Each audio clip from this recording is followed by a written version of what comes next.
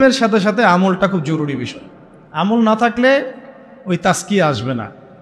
তাসকিয়া না আসলে তার মধ্যে পরকালীন চেতনাটা অত গাঢ় থাকবে না, এবং আত্মশুদ্ধি ছাড়া কোনো ব্যক্তিকে দিয়ে সমাজ সংস্কার সম্ভব নয়। নবী সাল্লাল্লাহু আলাইহি ওয়াসাল্লামের এই যে এত সাফল্য, তার পিছনে দেখেন অন্যতম একটা কারণ কি, তিনি সবার আগে আমল করে দেখাতেন। আমাদের নবীজি এমন মানুষ ছিলেন না যে আমল করতে খালি বলতেন, বরং নিজে আগে ওটা করে দেখাতেন। কথা ঠিক কিনা? নিজে আমল করে দেখাতেন, বরং অন্যদের চেয়ে বেশি করতেন। তিনি প্রত্যেক রাতে তাহাজ্জুদ পড়তেন। আমাদের উপর প্রত্যেক রাতে তাহাজ্জুদ পড়া ফরজ না, তার উপরে কি ছিল? ফরজ। টানা রোজা রাখতেন, বলতেন যে তোমরা এত টানা রাখতে পারবে না, আল্লাহ পাক আমাকে ঘুমন্ত অবস্থায় খাওয়ান, ঘুমন্ত অবস্থায় পান করান। সুবহানাল্লাহ। তো তিনি আরো বেশি করে দেখাতেন। মানে বোঝাতে যাচ্ছি যে আমলহীন ইলমেরও কোনো মূল্য পাওয়া যাচ্ছে না। আমলবিহীন ইলম আপনার উপকার করতে পারছে না। তাহলে আমলটা বাড়াতে হবে। আল্লাহ পাক আমাদেরকে তৌফিক দান করেন। ফরজগুলো আগে পালন করা, সুন্নতের পাবন্দ হওয়া, মুস্তাহাবগুলো না ছাড়া, চেষ্টা করা না ছাড়ার। 3 নাম্বার হচ্ছে, দেখুন 3 নাম্বারটা হচ্ছে নিজের পরিবারটা করা। এই ভাই একজন কথা বলেছেন একটু আগে, এটা নিয়ে একজন, পরিবার গড়ার জন্য সচেষ্ট হওয়া। তবে এটা মনে করবেন না যে পরিবারের সব সদস্যই আপনার মতোই হবে, এমনটা নাও হতে পারে। এটা ক্ষেত্র বিশেষে নাও হতে পারে, হলে আলহামদুলিল্লাহ, নূরুন আলা নূর, কিন্তু নাও হতে পারে। কারণ অনেক ক্ষেত্রে দেখা গেছে যে পরিবারের লোকজন ইসলামের বিপক্ষে অবস্থান নিয়েছে। হয় নাই? নবীর ক্ষেত্রে হয় নাই? আমাদের নবীজির ক্ষেত্রে হয় নাই? আপনারা সিরাত পড়লে তাজ্জিব হয়ে যাবেন যে ইসলামের ইতিহাসে জিহাদের মাঠে সর্বপ্রথম তীর ছুঁড়েছেন যে সাহাবী, মানে প্রথম ফায়ার করেছেন, তীর ছুঁড়েছেন যে সাহাবী, তার নাম সাদ ইবনে আবি ওয়াক্কাস রাদিয়াল্লাহু আনহু। কি নাম? 10 জন সাহাবী জান্নাতে সুসংবাদ প্রাপ্ত, তার মধ্যে একজন। কি নাম বলেন? এটা জানলেন। আবার উহুদের মাঠে যে কয়েকজন কাফের আল্লাহ নবী সাল্লাল্লাহু আলাইহি ওয়াসাল্লামের উপরে আঘাত করেছিল, তার মধ্যে একজন হচ্ছেন উতবা বিন আবি ওয়াক্কাস। কি নাম? আপনারা জানলে আজীব হবেন, তাজিব হবেন, তাজ্জিব হয়ে যাবেন যে উতবা বিন আবি ওয়াক্কাস এই সাদ ইবনে আবি ওয়াক্কাস রাদিয়াল্লাহু আনহুর ভাই। কি বুঝলেন? কি বুঝলেন? একজন 10 জন জান্নাতের সুসংবাদ প্রাপ্ত সাহাবীদের একজন, ইসলামের জন্য প্রথম তীর ছুঁড়েছেন কে? তার ভাই উতবা বিন আবি ওয়াক্কাস। কি করলেন ওদের যুদ্ধে? তাহলে আমরা একটা আইডিওলজি পেলাম যে সবাই এক মতাদর্শের হতে হবে, এটা জরুরি। নিজের পরিবারেই হয়তো হবে না, নিজের স্ত্রীও নাও কথা শুনতে পারে, নিজের সন্তান কথা না শুনতে পারে, নিজের ভাই নাও বুঝতে পারে, আপনার ভাষা হয়তো তারা বুঝবেই না, এমনও হইতে পারে। তাই বলে আমরা তাদের উপর মেহনত করা ছাড়বো না, তাদের জন্য দোয়া করা ছাড়বো না। তাদের জন্য আমরা মেহনত করব, দোয়া করব, বুঝানোর চেষ্টা করব, কিন্তু জরুরি না যে সবাই বুঝবেই। তাহলে পরিবার গড়ার জন্য চেষ্টা করব, কিন্তু এটাও খেয়াল রাখবো যে সবার ভাগ্যে হেদায়েত নসিব নাও হতে পারে। এটা আল্লাহর পক্ষ থেকে আসবে, আল্লাহ পাক যাকে ইচ্ছা তাকে হেদায়েত দিতে পারে। 4 নম্বর পয়েন্টটা হচ্ছে সবার রিজিক হতে হবে হালাল। হারাম রিজিকের ব্যক্তি দিয়ে না হবে দাওয়াত, আর না জিহাদ, না খেলাফ। রিজিকে সুদ, রিজিক নোংরা, ঘুষ, দুর্নীতি, আত্মসাৎ, অন্যের সম্পদ আত্মসাৎ করছেন, নাউযুবিল্লাহ, এই বাজারে মাপে কম দিচ্ছেন, ইত্যাদি ইত্যাদি। তাহলে এই রিজিক খেয়ে কি ইলম অর্জন হবে, আর কি ইবাদত করা হবে, আর কি তাজকিয়া অর্জন হবে, এটা আপনি বুঝতে পারছেন। আর খিলাফত বহু দূরের কথা, তাই না? ওইটা তো চূড়ান্ত একটা স্টেজ, যে একদম বিশ্বের ক্ষমতা, রাজনৈতিক ক্ষমতা হাসিল করা। তাহলে আমাদের সবার রিজিকটাকে হালাল করার চেষ্টা করতে হবে। এখন তো সুদের মাধ্যমে নোবেল পুরস্কার পায় মানুষ, তাই না? এটা তো জাতিগত অবস্থা। তাহলে আপনি রিজিক হালাল কত টাফ বুঝতে পারছেন কিনা? কত কঠিন রিজিক হালাল হওয়া। আমরা পশ্চিমাদের কাছে গ্রহণযোগ্যতার মানদণ্ড বানাচ্ছি কোনো কোনো ক্ষেত্রে। অথচ আমরা ভুলে গেলাম যে সবচেয়ে গ্রহণযোগ্য সে ব্যক্তি যে আল্লাহর কাছে গ্রহণযোগ্য। কি আশ্চর্য! অং সান সুচি নোবেল পুরস্কার পেয়েছিল, মনে আছে আপনাদের? কিসে? পিস, শান্তিতে। যার হাতে আরাকানের বহু মুসলিম এবং অমুসলিম, শুধু মুসলিম না, মুসলিম অমুসলিম বহু মানুষের রক্ত লেগে আছে। কিসে নোবেল পুরস্কার পাইছে সে? এখন যদি আমি এই পুরস্কারের মানদণ্ডে তাকে যাচাই বাছাই করা শুরু করি,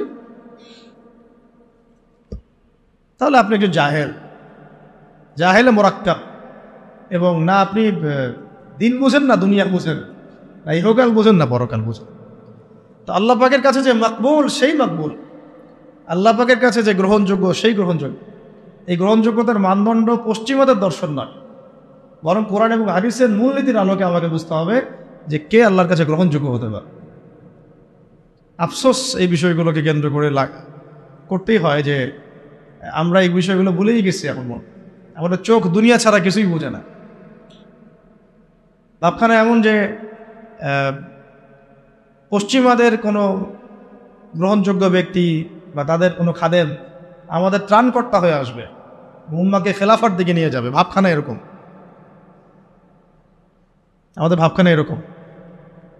তো আমরা আল্লাহর বিরোধী, আল্লাহ পাকের বিধানের বিরোধী কোনো ব্যক্তিকে যদি মনে করি যে তিনি মুসা আলাইহিস সালামের ভূমিকায় এসে বনু ইসরায়েলকে বাঁচায় নাজাতের পথে নিয়ে যাবে, এর চেয়ে বোকা কোনো জাতি হয়?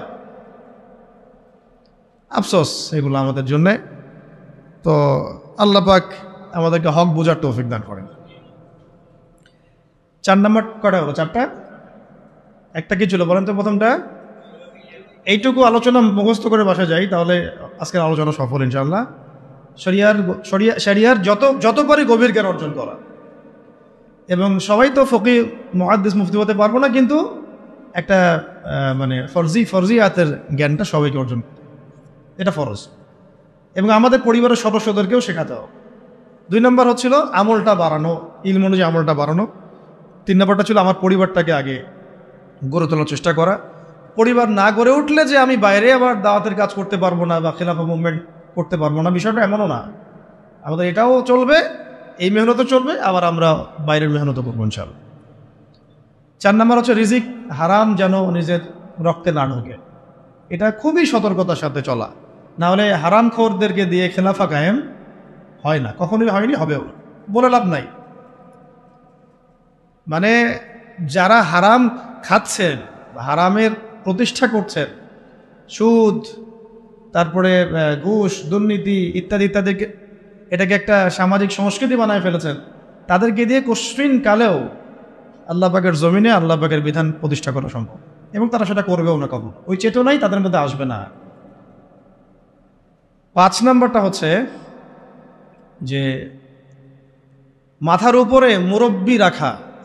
এটা মাথাটা ভালো করে ঢোকান। মাথার উপরে মুরব্বি রাখা, মুরব্বি বলতে বোঝাচ্ছি যারা শরীয়তের গভীর জ্ঞান অর্জন করেছেন, বড় বড় ওলামায়ে কেরাম, তাদের পরামর্শ নেওয়া। যে নিজেকেই মুরব্বি মনে করে সে পথভ্রষ্ট হইতে তার একদিন সময় লাগবে না। আমরা এখন অনেক ওলামায়ে কেরামের এক্সাম্পল দিতে পারবো, পাবলিকলি নাম বলতে যাচ্ছি না, শুধুমাত্র নিজেকে মুরব্বি মনে করার কারণে এবং তার মাথার উপরে কোনো মুরব্বি না থাকার কারণে মুহূর্তের মধ্যেই পদস্খলিত হয়ে গেছে। এমন হয়েছে সকালে হয়তো মুমিন ছিল, বিকালে কুফরি কথা বলে ফেলছে। বিকালে হয়তো মুমিন ছিল, সকালবেলা উঠে মুনাফিকদের পক্ষে কথা বলে ফেলছে, ইসলাম বিপক্ষে কথা বলে ফেলছে, দালালি করে ফেলছে, কারণ মুরব্বীদের সাথে মাশওয়ারা করে নাই। এই জন্যে, আর এটা হলো তাদের কথা বললাম যারা মানে ফান্ডামেন্টাল আলেম, এরকম অনেকেই এরকম পরিস্থিতির শিকার হয়ে গেছে। আর আমরা যারা আলেম না, জেনারেল শিক্ষিত মানুষ বা শরিয়াত অত বুঝি না, তারা যদি মুরব্বি মেনে না চলে, আমাদের কি অবস্থা হতে পারে? তো এখন এখানে আমি চলমান প্রেক্ষাপটে একটা খালি আফসোসের কথা বলি। সবাই অনেক কিছুই হলো, অনেক কিছুই হচ্ছে, আবার অনেক কিছু হবে, তাই না? কিন্তু যারা এখানে নেতৃত্ব দিচ্ছেন বা লিডিং রোল প্লে করছেন, তাদের মাথার উপরে কোন কোন মুরব্বীদেরকে তারা রেখেছেন, এটা আমি জানতে চাই। কোন কোন বরেণ্য বিদগ্ধ ওলামায়ে কেরাম আর মুরব্বীদের সাথে মাশওয়ারা করে আপনারা কাজ করছেন, এটা জানার আমার খুব ইচ্ছা। যদি করেন আলহামদুলিল্লাহ, যদি না করেন তাহলে এটা খুবই গলত একটা কাজ হচ্ছে। উচিত ছিল বরেণ্য ওলামায়ে কেরামদের সাথে পরামর্শ করা। ওলামায়ে কেরাম আপনার ঘরের দরজার সামনে যাবেন না, তো আপনাকে আসতে হবে ওলামায়ে কেরামের দরবারের সামনে। জ্ঞান কারো কাছে হেঁটে হেঁটে যায় না, আপনাকে জ্ঞানের কাছে আসতে হবে। আর বরেণ্য ওলামায়ে কেরামদেরকে ফেসবুকে পাবেন না তো এইভাবে। ফেসবুক ইউটিউবে খালি সার্চ মারলেই তো হবে না যে কাদের ওয়াজ মানুষ বেশি শোনে আর কাকে মানুষ বেশি বড় আলেম মনে করে। নো, আপনাকে দেখতে হবে যে আলেমরা কাকে আলেম মনে করে, আমজনগণ কাকে আলেম মনে করে, এটা বড় কথা না। আমজনগণ যদি আলেম মনে করে ভোটাভুটি হয়, তাহলে আমি তো কালকে প্রেসিডেন্ট হইতেও পারি, আল্লাহ যদি চান। বা আরো অনেকে আছে, আজারি ভাই আছে, আমাদের আরো অনেক ভাই আছে। ভোটাভুটি নিলে তো তারাও ভালোই করবে, খারাপ হবে না, তাই না? জনপ্রিয়তা আছে, এটা সত্য মিথ্যার মানদণ্ড না। এই জনপ্রিয়তা হক আর বাতিলের মানদণ্ড কোশ্চিন গেলেও না। আপনারা দেখবেন ওলামায়ে কেরাম কাকে হক মনে করেন, ওলামায়ে কেরাম কার কাছে ইলম নিতে যান, ওলামায়ে কেরাম না কার পিছনে ছুটতেছে, ওইটা আপনি ফলো করুন। সাধারণ আমভাবে মানুষ পঙ্গপালের মতো কাকে ফলো করতেছে, কাকে হিরো মনে করতেছে, কাকে বড় সেলিব্রিটি মনে করতেছে, this is not the big deal. এটা বড় কথা। এটা ভালো হতে পারে, তার জন্য কল্যাণকর হতে পারে, আবার ফিতনাও হতে পারে। ইসলামিক ক্ষেত্রেও, রাজনৈতিক ক্ষেত্রেও এবং সামাজিক ক্ষেত্রেও অনেক বিষয়ের সিদ্ধান্ত গৃহীত হচ্ছে ফেসবুকের মাধ্যমে। ফেসবুকে একটা হাইপ তুলে দেন, দেখা যাবে মানুষ দেখা যাচ্ছে ওইটাকে নিয়ে সারাদিন বসে আছে, ঘুরে ফিরে ওইটা সামনে আসতেছে, এটা নিয়ে সবাই লেখালেখি করতেছে, পরে ওইটার আলোকে একটা সিদ্ধান্ত বাস্তবায়ন হয়ে গেল। সুবহানাল্লাহ, সুবহানাল্লাহ। কি জাহালাত, কি ফিতনা! কেন জাহালাত ফিতনা বলছে? একটা এক্সাম্পল দিলে বুঝবেন, একটা খালি এক্সাম্পল দিব। মনে করেন এটা উমর রাদিয়াল্লাহু আনহু শাসন, একটু মনোযোগ ধরে রাখেন। কার শাসন? উমর রাদিয়াল্লাহু আনহু শাসনে যারা জনগণ, তারা সবাই সাহাবী না? তারা আল্লাহর রাসূলকে দেখেছেন না? এই দীর্ঘ সময় রাসূলের সহবত ছিলেন না? ওই জামানার একজন ব্যক্তি কি এখনকার সব মানুষের চেয়ে উত্তম না? বুঝলেন কথা? কিন্তু উমর রাদিয়াল্লাহু আনহু সমস্ত সাহাবীদের সাথে এই তথাকথিত গণতান্ত্রিক পদ্ধতিতে মাশওয়ারা করতেন না। মাশওয়ারা করার জন্য ওই সাহাবীদের মধ্যেও বাছাইকৃত একটা প্যানেল ছিল তার, যেটাকে বলা হতো মজলিসে শুরা। কি বলা হতো? মজলিসে শুরা। তার মধ্যে বড় বড় বরেণ্য সাহাবী ছিলেন। আলী রাদিয়াল্লাহু আনহু ছিলেন, উসমান রাদিয়াল্লাহু আনহু ছিলেন, তালহা রাদিয়াল্লাহু আনহু ছিলেন, আব্দুর রহমান বিন আউফ ছিলেন রাদিয়াল্লাহু আনহু, আর কে জুবাইর ইবনে আওয়াম রাদিয়াল্লাহু আনহু ছিলেন। এরকম প্রায় 10 জন 15 জন সাহাবীর একটা প্যানেল ছিল। দেখেন, সাহাবীদের যুগেও তিনি বাছাইকৃত মানুষদের সাথে মাশওয়ারা করে সিদ্ধান্ত নিতেন। আমি কি পয়েন্ট বোঝাতে পারছি? সাহাবীদের যুগেও তিনি বাছাইকৃত সাহাবীদের সাথে মাশওয়ারা করে সিদ্ধান্ত নিয়ে রাষ্ট্র পরিচালনা করতেন। আর আমরা ফেসবুকের হাইপ থেকে সিদ্ধান্ত নেই। ফেসবুকে কাকে মানুষ হিরো মনে করছে, কাকে কার ভিউজ বেশি, কার ফলোয়ার্স বেশি, কে কোন হাইপে চলছে ইত্যাদি। আউযুবিল্লাহি মিন যালিক। এই হাইপের খপ্পরে পড়লে সবসময় সিদ্ধান্ত সঠিক হবে না, বেশিরভাগ ক্ষেত্রে ভুলও হইতে পারে। অমুক ইসলামিক সংগঠনের আমির কে হবে, এটার ফয়সালা হচ্ছে ফেসবুকে। আর ফেসবুক তো ইউজ করতেছে সবাই, মানুষ, জিন, ইনসান, গরু, ছাগল, হাঁস, মুরগি সবগুলো। যেদিন বুঝে না যে আলেম না, যে কোরআন পড়তে পারে, যে পারে না, সবাই ইউজ করতেছে, সবাই মতামত দিচ্ছে। আর সবার মতামত সামনে যখন আসতেছে, একটা বিশৃঙ্খল অবস্থা। একটা এক্সাম্পল দিলাম। উমর রাদিয়াল্লাহু আনহু সমস্ত সাহাবীদের মধ্যে থেকে বাছাইকৃত সাহাবীদেরকে নিয়ে মজলিসে শুরার মধ্য দিয়ে সিদ্ধান্ত নিয়ে রাষ্ট্র চালিয়েছেন বলেই তো ওই যুগটাকে বলি আমরা সোনালী যুগ। ওই জামানায় যদি ফেসবুক থাকতো তাহলে অবস্থা খারাপ ছিল। সলফে সালেহিনদের যুগে এই ফিতনাটা আসে নাই বলে তাদের চরিত্র আল্লাহ পাক হেফাজত করেছে। এখনকার যুগে যদি আবু হানিফা রাহিমাহুল্লাহ বয়ান করা শুরু করে, তার বয়ানের যে কত ভুল মানুষ ধরা শুরু করবে আল্লাহই ভালো জানেন ফেসবুকে। যাই হোক, ওইটা আলাদা ইস্যু, আমি ওইদিকে আর গভীর করছি না। তা আমি বলতে চাচ্ছিলাম যে মাথার উপরে কি রাখা ভাই?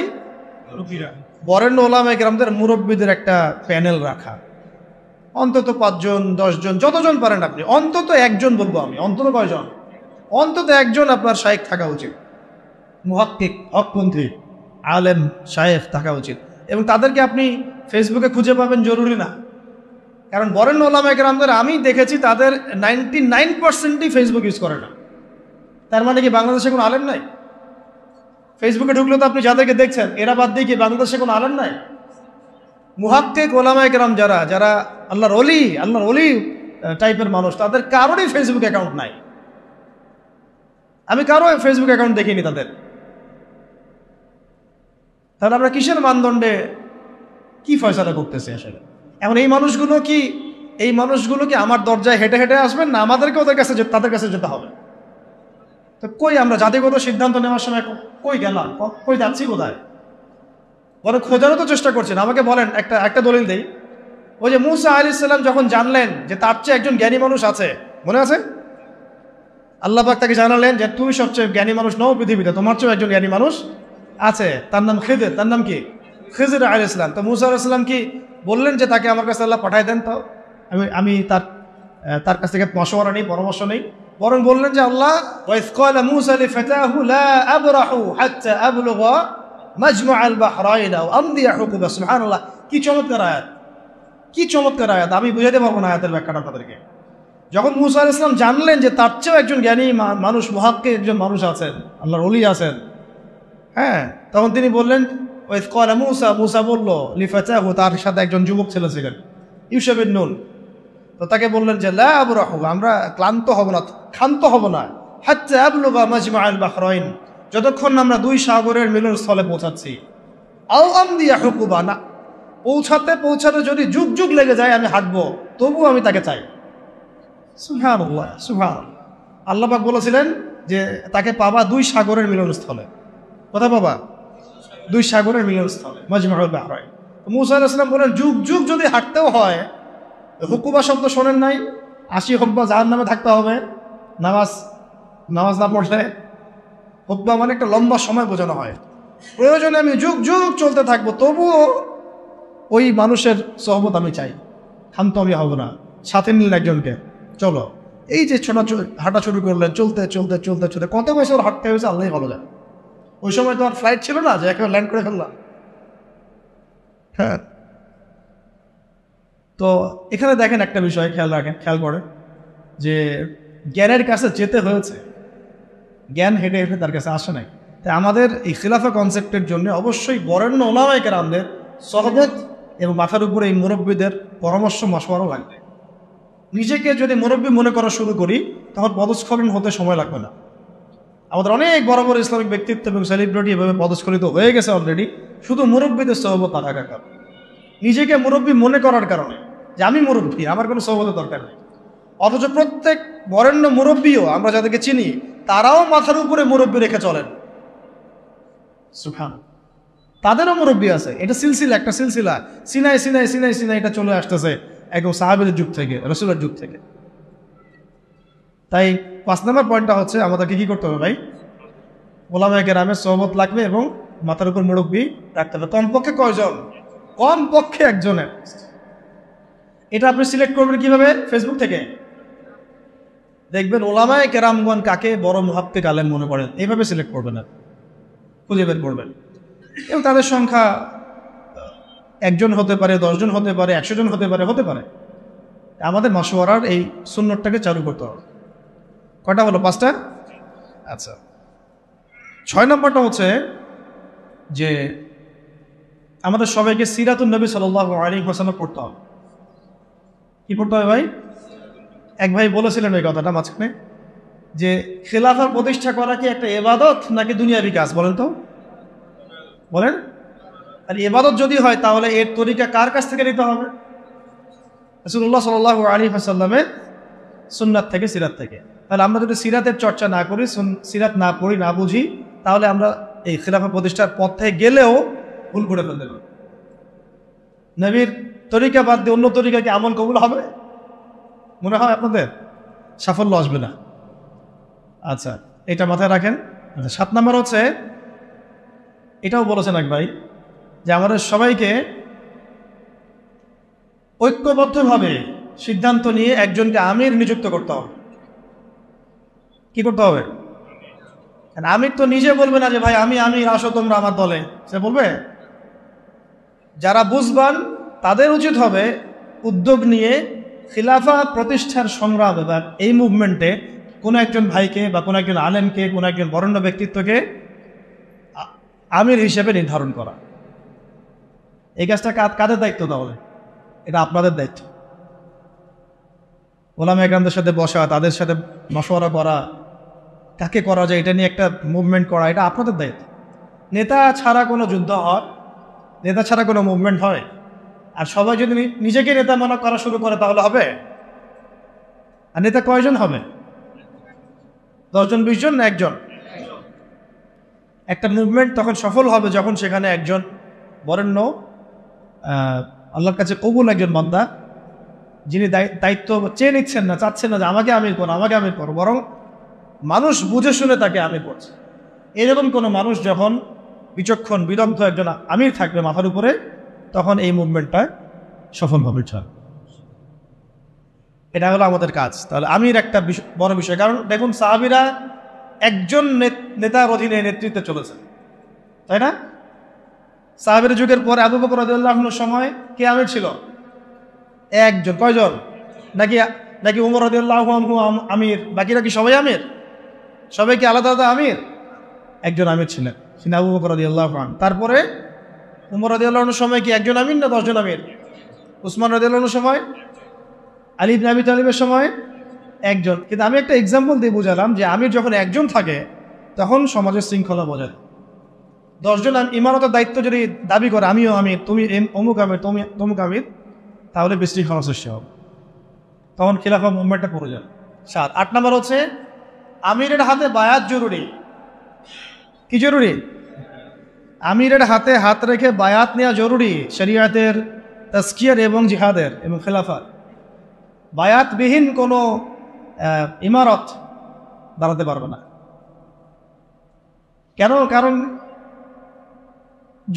আমরা যখন বরেণ্য ওস্তাদদের কাছে, মুরব্বীদের কাছে বায়াত করি, তখন কোনো ব্যবসা শুরু করার আগেও তার সাথে পরামর্শ করি যে আমি এটা করতে যাচ্ছি, ওস্তাদ কেমন হবে, ভালো না, বা আমি এটা শুরু করতে যাচ্ছি, আপনার মশওয়ারা যাচ্ছি, এই পরিস্থিতিতে আমাদের কি করা উচিত, একটু মশওয়ারা যাচ্ছি। প্রত্যেকটা বিষয় তখন সে আমিরের উপর আমরা মশওয়ারা করেছিলেন। আর যখন আপনি বায়াতবিহীন, তখন আপনি যা ইচ্ছা তাই করতে পারেন, কারণ আপনি তো আনুগত্য করেননি আমার, বা আপনি তো সেই আমিরের আনুগত্য করেননি। তার কাছে আল্লাহ পাককে সাক্ষী রেখে তো আপনি তার হাতে হাত রেখে প্রতিশ্রুতি দেন নাই যে আমি আপনাদের সাথে আছি, আল্লাহর জন্য আমি আপনার এই মুভমেন্টে আছি এবং ইনশাআল্লাহ আমি এর জন্য আমার জানমাল ব্যয় করবো। আপনি তো কোনো প্রতিশ্রুতিই দেন নাই, তাহলে আপনার দ্বারা গাদ্দারি হবে না, এর কোনো নিশ্চয়তা আছে? কোনো নিশ্চয়তা আছে? এই সুন্নত উঠে গেছে সমাজ থেকে। এটা শুধু এক শ্রেণীর আমরা ওই যে পীর মুরিদি সিলসিলার মধ্যে রেখে দিয়েছি। এটা যে রাষ্ট্রীয়ভাবেও প্রযোজ্য ছিল, একটা আন্দোলনের ক্ষেত্রে প্রযোজ্য ছিল, একটা মুভমেন্টের ক্ষেত্রে প্রযোজ্য ছিল, জিহাদের ক্ষেত্রে প্রযোজ্য ছিল, এটা আমরা বুঝে গেছি। সাহাবীদের শোনেন, কোন সাহাবী নবীর কাছে বায়াত না করে মুসলিমই হতে পারে আর নাই। যেই মুসলিম হয়েছেন হাতে হাত রেখে বায়াত করেছেন, করেন নাই ইসলামের বায়াত। তারপরে যখনই নবী সাল্লাল্লাহু আলাইহি ওয়াসাল্লাম কাউকে কোনো সারিয়া অভিযানে পাঠিয়েছেন বা কোনো গাজওয়ায় পাঠিয়েছেন বা উনি নিজেও গিয়েছেন, তখন সবার আগে জিহাদের বায়াত হয়েছে। এমনকি ওই হুদায়বিয়ার সন্ধির সময়ও যখন খবর ছড়িয়ে পড়লো ওসমান রাদিয়াল্লাহু আনহুকে হত্যা করা হয়েছে, ওইখানেও ওই গাছের নিচে বায়াত হয়েছে যে আমাদের হাতে অস্ত্র নাই, তাতে কি তবু ওসমানকে ছাড়াই নিয়ে আসবো, না হলে যুদ্ধ হবে। বায়াতবিহীন কোনো জিহাদ হয় না, মনে রাখবেন। বায়াতবিহীন কি হয় না? একা একা আপনি কিছুই করতে পারবেন না। একটা জামা, ইমারা, আমির, সামউ ওয়া তাআ এবং বায়আ ছাড়া মুভমেন্টগুলো হয় না। এই জন্যই ওই পর্যায়ে পর্যন্ত যেতে পারছি না আমরা। আর যারা দেখেন ওই পশ্চিমা শক্তির মোরল, নাম না হয় নাই বললাম, ওই রাষ্ট্রের নামও নিতে ইচ্ছা করে না আমার, তাদেরকে যে পিটিএ বের করছে খোরাসান থেকে, 20 বছর ধরে মাইট দিছে, তাদের মধ্যে এই সুন্নতগুলো ছিল। আমির ছিলেন, ইমারা ছিল, জামা ছিল, ঐক্য ছিল, বায়াত ছিল। এইটা আমাদের মধ্যে উঠে গেছে, এটা জরুরি। বায়াত কটা হলো? ওটা আমির লাগবে, বায়াত লাগবে এবং অনুসারী লাগবে। 9 নম্বর কি লাগবে? অনুসারী লাগবে। অনুসারীদের কর্তব্য হচ্ছে সামি'না আতা'না, সামি'না আতা'না, শুনলাম মানলাম, শুনলাম মানলাম। হ্যাঁ, যদি আমিরের মধ্যে এমন কিছু দেখা যায় যে সে সরাসরি কোরআন সুন্নাহর বিরোধী কোনো কাজ করছে, তখন আপনার ওই কথার উপর কোনো ইয়া নাই, আপনাকে শুনতে হবে না, মানতে হবে না, তখন এটা নাই। যেমন আবু বকর রাদিয়াল্লাহু আনহু যখন খলিফা হয়েছেন, আপনারা একটু এটা গুগলও সার্চ করলেও পাবেন, কিতাব না করলেও গুগলও পাবেন। যখন তিনি খলিফা হয়েছেন তখন জাতির উদ্দেশ্যে একটা ভাষণ দিয়েছেন। কত মিনিটের ভাষণ জানি? কত সেন্টেন্সের ভাষণ? 4 থেকে 5টা সেন্টেন্সের ভাষণ। পুরো জাতির উদ্দেশ্যে ভাষণ দিচ্ছেন খলিফা হওয়ার পরে। কত সেন্টেন্সে? 4 থেকে 5টা বাক্যের ভাষণ।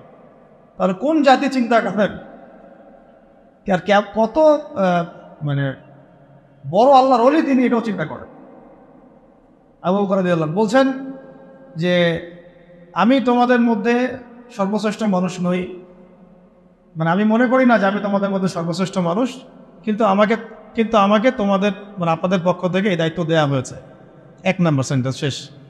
2 নম্বর হচ্ছে আস-সিদকু আমানা ওয়াল কাযিবু খিয়ানা, সত্য এবং সত্যবাদিতা হচ্ছে আমানত, এবং মিথ্যা, এই যে প্রতারণা, মিথ্যা, এগুলো হচ্ছে খিয়ানত। 2টা সেন্টেন্স, ঠিক আছে? দাঈফুম মিনকুম কাওয়িউন ইনদি হাত্তা আখুযা হাক্কা লাহু ইনশাআল্লাহ। তোমাদের মধ্যে যারা দুর্বল তারাই আমার কাছে সবচেয়ে বেশি শক্তিশালী। হ্যাঁ, তোমাদের মধ্যে যারা দুর্বল তারা আমার কাছে সবচেয়ে বেশি শক্তিশালী, যতক্ষণ পর্যন্ত মানে আমি তোমাদের হকটা আদায় না করছি। আর কাওয়িউন ফিকুম মিনকুম দাঈফুন ইনদি হাত্তা আখুয হাক্কা মিনহু ইনশাআল্লাহ। আর তোমাদের মধ্যে যারা শক্তিশালী মনে করো তারাই আমার কাছে দুর্বল, যতক্ষণ না তোমাদের কাছ থেকে আমি গরিবের হকটা আদায় না করছি। চিন্তা করুন, ভাষণ দেখছেন? কটা সেন্টেন্স হলো? আরেকটা হচ্ছে 5 নম্বর হচ্ছে যে আল্লাহ পাক ওই জাতিকে সম্মানিত করেন যে জাতি জিহাদের পথ বেছে নিয়েছে। আর যখন কোনো জাতি জিহাদের রাস্তা ছেড়ে দেয়, আল্লাহ পাক তখন তাকে অসম্মানিত করে। কত নম্বর সেন্টেন্স? 5। আর 6 নম্বর একটা সেন্টেন্স ছিল, হ্যাঁ মনে পড়ছে, যে আর কোনো জাতি তখনই ধ্বংস হয় যখন তার মধ্যে অশ্লীলতা ছড়িয়ে পড়ে। কুমু লিস-সালাতি ইয়ারহামুকুমুল্লাহ, সালাতের জন্য দাঁড়াও, আল্লাহ তোমাদের প্রতি রহম করুন। শেষ ভাষণ। জুমার আগে হয়েছে, এটা জুমার নামাজের আগে। এটা বুঝতে পারছেন? তো আমির যেমন লাগবে এরকম অনুসারী ডাকবে। ও আরেকটা কথা মাঝখানে স্কিপ হয়ে গেছে। উনি বলেছিলেন যে আমি তোমাদেরকে যতক্ষণ পর্যন্ত আল্লাহ এবং তার রাসূলের দিকে চালাই ততক্ষণ তোমরা আমার আনুগত্য করো। আমি তোমাদেরকে যতক্ষণ পর্যন্ত আল্লাহ এবং তার রাসূলের দিকে চালাই ততক্ষণ তোমরা আমার কি করবে? আনুগত্য করবে। আর আমি যদি তোমাদেরকে আল্লাহ এবং তার রাসূলের দিকে না চালাই, ঠিক আছে, আমি যদি তোমাদেরকে আল্লাহ এবং তার রাসূলের দিকে না চালাই, তাহলে ফালা তাআতা লি আলাইকুম, আমার উপরে তোমাদের কোনো আনুগত্য নাই। তবে কি সামান্য বিষয়েই যে তার আনুগত্য ছেড়ে দিতে হবে এমন না, তাকে নসিহত করতে হবে, পরামর্শ দিতে হবে, সংশোধনের চেষ্টা করতে হবে, ধৈর্য ধরতে হবে। 10 নম্বর পয়েন্টটা হচ্ছে যে সূরা ভিত্তিক সিদ্ধান্ত নেওয়া। কি করা? মজলিসে সূরা ভিত্তিক সিদ্ধান্ত নেওয়া। একটু আগে একটা কথা বলে এক্সাম্পল দিয়েছিলাম, উমর রাদিয়াল্লাহু আনহু, তার একটা সূরা প্যানেল ছিল না? এই সূরা প্যানেল থেকে সিদ্ধান্ত গৃহীত হতো, তারপর এটা পুরো জনগণের উপরে বাস্তবায়িত। কথা বুঝতে পারছেন? তাই আমাদেরকেও ওইভাবেই প্রত্যেকটা ক্ষেত্রে একটা সূরা কমিটি থাকতে হবে যারা মাশওয়ারা করে পরামর্শের মধ্য দিয়ে সিদ্ধান্ত নেবে। এটা একটা যেহেতু রাষ্ট্রীয় ব্যাপার, এটা বিভিন্ন স্তরে স্তরে ভাগ হতে পারে। যেমন কেন্দ্রীয় একটা সূরা কমিটি বা সূরা সদস্য, জেলাভিত্তিক সূরা সদস্য, থানাভিত্তিক সূরা সদস্য, এভাবে হয়তো একটা চেইন অফ কমান্ড থাকতে পারে, কিন্তু মূল সূরা থাকবে একটা কেন্দ্রীয়। এখান থেকেই সব কিছু ফয়সালা হচ্ছে। আপনারা কি জানেন যে বর্তমান বিশ্ব যে চলতেছে এই তাগুতি বিধান দিয়ে, শয়তানি বিধান দিয়ে, এরও একটা সূরা পরিষদ আছে? হ্যাঁ, ওটা কি? জাতিসংঘ। হ্যাঁ, এটা ও জাতিসংঘ চাচা বুঝতে পারছে। অবাক হইলাম। জাতিসংঘ না, জাতিসংঘের সাধারণ পরিষদ না, কিন্তু জাতিসংঘের সিকিউরিটি কাউন্সিল। দুটা ওখানে প্যানেল আছে, কিন্তু একটা সাধারণ পরিষদ, একটা হচ্ছে কি সিকিউরিটি কাউন্সিল। সিকিউরিটি কাউন্সিল থেকে সিদ্ধান্ত গৃহীত হয় যে কি হবে না হবে, কোন কোথায় কি করব। কারণ সব যত শয়তানির গোড়া এখন ওই পশ্চিমার মধ্যে, ওই জায়গাতে তারা এগুলা মাথা কাটায় কি করবে না করবে, কোথায় কি। শোনেন, এটা তো কিছুই না, বাংলাদেশ তো ছোট রাষ্ট্র একটা, দুর্বলই বলা যায় বিশ্বের প্রেক্ষাপটে। আরবের 8-10টা রাষ্ট্রকে 2-3 বছর 4 বছরের ব্যবধানে আরব বসন্তের স্লোগান দিয়ে পুরাই চেঞ্জ করে ফেলে দিছে। এটা এমন এক দাজ্জালীয় শক্তি। দাজ্জাল তো মানুষের রূপে আসে নাই, অনুসারী তো ওরা তৈরি করে রেখে দিছে। আপনারা হাদিস পড়েন, আমরাও পড়ি, আগে একভাবে বুঝতাম, যতদিন যাচ্ছে আল্লাহ পাক অন্যভাবে বোঝার তৌফিক দিচ্ছেন আলহামদুলিল্লাহ। দাজ্জাল যে সারা বিশ্ব চষে বেড়াবে, ওকে সারা বিশ্বের প্রত্যেক গ্রামে গ্রামে হেঁটে হেঁটে বেড়াবে, নাকি অনুসারীতে শাসন করাবে? কমন সেন্স না? সব জায়গায় যে ওকে প্রত্যেকটা নূরপুরে ওকে আসতে হবে ওর শাসন প্রতিষ্ঠা করার জন্য? ওর কোন এজেন্ট থাকলেই যথেষ্ট। আবার ভালো দিক দিয়ে দেখেন, ওমর রাদিয়াল্লাহু আনহু খেলাফতের সময় তিনি কি পুরো বিশ্বের সব জায়গায় ঘুরে ঘুরে বেরিয়ে শাসন করেছেন? তিনি ছিলেন মদিনায় চেইন অফ কমান্ড। তার অনুসারী সাহাবায়ে কেরাম রাদিয়াল্লাহু আনহুম তারা বিভিন্ন জায়গায় তাদের কাজ করছেন, ইসলামের কাজ করছেন। এটাই তো মানে স্ট্র্যাটেজি হয়। দাজ্জাল আসে নাই, বের হয়নি, তো কি হয়েছে? ওর অনুসারী তো অ্যাক্টিভ সময়। তো 10 নম্বরটা বলছিলাম কি ভাই, আমাদের মজলিস সুরাভিত্তিক সিদ্ধান্ত নিতে হবে। সুরাভিত্তিক সিদ্ধান্ত ছাড়া আমরা আগাতে পারবো না। এবং এটা এই সুরা সদস্য আপনি নির্ধারণ করবেন কিসের ভিত্তিতে? টাকা পয়সা, ইলম, আমল, তাজকিয়া, পরহেজগারিতা এবং তার বিচক্ষণতা, প্রজ্ঞা, এগুলোর ভিত্তিতে এটা বিচার করা হয়। এখানে একজন ব্যক্তি থাকতে পারেন যার বয়স 20 বছর, এমন ব্যক্তিও মজলিসে সুরায় থাকতে পারে, তার যদি জ্ঞান, প্রজ্ঞা, বিচক্ষণতা থাকে, কোনো সমস্যা নাই, আমল থাকে। আবার এমন একজন ব্যক্তি যার বয়স 50, 60, 70, তিনিও থাকতে পারেন। এটা সিদ্ধান্ত টাকা পয়সা, পদ, পদবী, ক্ষমতার ভিত্তিতে হবে না, যেটা আমাদের এখানে সুন্নত হয়ে গেছে, নাউযুবিল্লাহ। আপনারা কি জানেন, ওমর রাদিয়াল্লাহু আনহু যুগে তিনি একজনকে খুব কাছে রাখতেন, এক সাহাবীকে, যদিও তার বয়স তখন অনেক কম ছিল, মানে কম বলতে মোটামুটি কম ছিল। তার নাম আব্দুল্লাহ বিন আব্বাস রাদিয়াল্লাহু আনহু। আব্দুল্লাহ বিন আব্বাস রাদিয়াল্লাহু আনহু আল্লাহ নবী সাল্লাল্লাহু আলাইহি ওয়াসাল্লামের চাচাতো ভাই। তার বয়স কিন্তু অন্য সাহাবীদের চেয়ে বেশি ছিল না, তিনি তাকে কাছে রাখতেন। কারণ কি জানেন? কারণ নবীজি সাল্লাল্লাহু আলাইহি ওয়াসাল্লাম তারই চাচাতো ভাইয়ের বুকে মাথায় হাত রেখে একটা দোয়া করে দিয়েছিলেন। আমাদের নবীজি একদিন রাত্রেবেলা উঠে ইস্তেঞ্জা করতে গিয়েছেন, বের হয়ে দেখেন যে কেউ একজন তার জন্য অজুর পানি রেখে দিছে। ঠিক আছে, তো নবীজি অবাক হয়ে গেছেন যে কে পানি রাখছে এখানে আমার জন্য। তো আব্দুল্লাহ বিন আব্বাস রাদিয়াল্লাহু আনহু বললেন যে আমি রাখছি। ছোট তখন তিনি, 10, 12, 14 বছর বয়স। কত বিচক্ষণ, কেয়ারফুল দেখেন যে নবীজি ইস্তেঞ্জা গেছেন, আমি একটু খেদমত করে দিই, একটু পানি আগায় দিই। এই পানিটা পেয়ে নবী সাল্লাল্লাহু আলাইহি ওয়াসাল্লাম তাকে বুকে জড়ায় ধরে মাথায় হাত বুলায় দোয়া করছিলেন সাল্লাল্লাহু আলাইহি ওয়াসাল্লাম যে আল্লাহুম্মা ফাক্কিহহু ফিদ-দীন ওয়া আল্লিমহু তা'উইল। আল্লাহ আপনি তাকে দ্বীনের গভীর বুঝ দান করেন এবং তাকে এই যে কোরআনের এগুলোর ব্যাখ্যা বিশ্লেষণ করার তৌফিক দান। তিনি হয়েছেন পরবর্তীতে রাইসুল মুফাসসিরিন, সমস্ত মুফাসসিরদের সর্দার যাদেরকে বলা হয় তার মধ্যে একজন হচ্ছেন আব্দুল্লাহ বিন আব্বাস রাদিয়াল্লাহু। তার বয়স তখন কম, তারপরেও উমর রাদিয়াল্লাহু আনহু তাকে কাছে বসে রাখতেন, পরামর্শ নিতেন, আয়াতের ব্যাখ্যা জানতে চাইতেন। উমর রাদিয়াল্লাহু আনহু কি কম জানেন? হ্যাঁ, উমর রাদিয়াল্লাহু আনহু কি কম জানেন? তারপরেও তিনি তাকে এইভাবে খাতির যত্ন করতেন, যাতে যদি কোনো ভুল কিছু না হয়, মানে ভুল কিছু যেন না হয় তার কাছ থেকে জেনে নেওয়া, যদিও তার বয়স কম। আর এখন তো মানে আহলুল ইলমদেরকে মূল্যায়নই করেন না আপনারা। হুজুররা কোথায় ছিল? বক্তব্যটা এরকম, হুজুরদের দিয়ে কি হবে? হুজুরদের সাথে এসবের কি সম্পর্ক? রাজনীতির সাথে হুজুরের কি সম্পর্ক? ওখানে আমরা যাব কেন? তাদের কাছে মাশওয়ারা নিব কেন? আমরা কি কম বুঝি? আমাদের মাশওয়ারা দেওয়ার জন্য জাতিসংঘ আছে, হ্যাঁ, ইসরায়েল আছে, আমেরিকা আছে, পশ্চিমা বিশ্ব আছে। আমরা IMF থেকে লোন নিয়ে আসবো, জাকাতের কি দরকার আছে? হুজুররা বললেই হবে? ভাবখানা এরকম আর কি। এই জন্যে এই জাতির এই দুর্দশা হচ্ছে। আল্লাহ পাক যেন যারা বুঝে নাই মানে যারা এখন বর্তমান তাদেরকে যেন বোঝার তৌফিক দান করে। আমরা দোয়া করবো সবার জন্য। আমরা কারো দুশ্মনী কারোর সাথে আমাদের নাই, কিন্তু আমরা হকের পক্ষে থাকবো সবসময়, বাতিলের বিপক্ষে থাকবো সবসময়, আমরা মাজলুমের পক্ষে থাকবো এবং জালেমের বিপক্ষে, সে যেই হোক না কেন, হুয়েভার হি ইজ, আমরা মাজলুমের পক্ষে, জালেমের, সোজা কথা, সে যেই হোক। সূরা থাকতে হবে এবং সূরার মধ্যে এইভাবে বিচক্ষণ জ্ঞানী ব্যক্তিদেরকে স্থান দিয়ে আমাদেরকে চলতে হবে মশওয়ারা করে। আরও আছে, আত্মশুদ্ধি অর্জন করার জন্য সাহাবীরা কি করতেন, সবসময় নবীর কাছে গিয়ে পড়ে থাকতেন। খেয়াল করেন নাই? যখন একটু ফুরসত পেতেন কাজকর্ম শেষ, মসজিদে নবীর কাছে কথা শুনতেন, বসতেন, যোগাযোগ রাখতেন। আমাদের ওলামা ইকরামদের সাথে কানেকশনই বা কোথায়? কানেকশন উঠে গেছে না এখন খুব বেশি, কানেকশন ফোনে।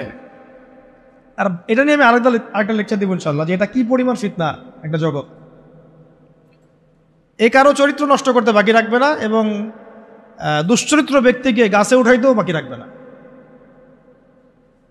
হককে বাতিল বানায় ফেলতে পারে, বাতিলকে হক বানায় ফেলতে পারে। এতটাই ফিতনাময়। তো আমাদের মুরব্বীদের সাথে সোহবতের সাথে সাথে তাসকিয়া, আত্মশুদ্ধি অর্জন করার চেষ্টা করতে হবে। এর জন্য ওলামা কেরাম বলেন পরকালের ফিকির করা, মৌতের কথা স্মরণ করা, বেশি বেশি জিকির করা, কোরআন তেলাওয়াত বাড়ায় দেওয়া, তারপরে মুরব্বীদের সাথে দেখা সাক্ষাৎ করা, আলেমদের সাথে যোগাযোগ রাখা। যখনই মনটা একটু দুনিয়াবি ভাব আসতেছে তখনই চলে যাওয়া, যে ওস্তাদ আসলে মনটার মধ্যে অস্থিরতা কাজ করতেছে, মনে হচ্ছে ইমান কমে যাচ্ছে, আমল কমে যাচ্ছে, পরামর্শ দেন, এইভাবে অস্থির থাকা। হুযায়ফা রাদিয়াল্লাহু আনহুর ঘটনা মনে আছে না? উনি মনে করছিলেন যে একদিন আমি কি মুনাফিক হয়ে গেলাম কিনা, আল্লাহ নবীর কাছে গিয়ে বসলে জান্নাত জাহান্নাম মনে হয় চোখে দেখতেছি, বাসায় গেলে মনে হয় যে দুনিয়ার কাজে ঢুকে গেছে। মনে আছে না হাদিসটা? ফাজাইল আমল বই তো আছে। তো তখন তারা দৌড় দিয়ে আবার নবীর কাছে আসলেন, ইয়া রাসূলুল্লাহ বাসায় গেলে এমন লাগে, আপনার কাছে থাকলে এমন লাগে। নবীজি বললেন যে এটা স্বাভাবিক, কারণ তোমরা যদি সবসময় ওই একই হালতেই থাকতা তাহলে তো তোমরা ফেরেশতা হয়ে যাইতা। এই যে ওনাদের ফিকির যে কি হলো, আমি কি মুনাফিক হয়ে গেলাম কিনা, এটা যোগাযোগটা রাখা। এবং আমি বারবার একটা কথা বলতেছি, জ্ঞান আপনার ঘরের দরজা আসবে না, আপনাকে জ্ঞানের কাছে যাইতে হবে, খুঁজে বের করতে হবে এবং আল্লাহর কাছে কান্নাকাটি করে দোয়া করতে হবে যে আল্লাহ আমাকে সেরকম মুহাক্কিক আলেম, ওইরকম মুহাক্কিক আল্লাহর ওলির সোহবত আল্লাহ তুমি নসিব করো, ওই রকম মানুষদের পরামর্শ নিয়ে চলার তৌফিক দান করো। ঠিক আছে, কটা হচ্ছে আজকে? আচ্ছা, এবার আসি, এগুলো একটু স্ট্রং, একটা বলে শেষ করতেছি। 12 নম্বর হচ্ছে শারীরিক এবং মানসিকভাবে শক্তিশালী হওয়া। কি ঘুম আসলে একটা কাজ করেন, জায়গা পরিবর্তন করেন। এটা কিন্তু ঘুম চলে যাওয়ার একটা সুন্নাত, জায়গা পরিবর্তন করলে ঘুম চলে যাবে।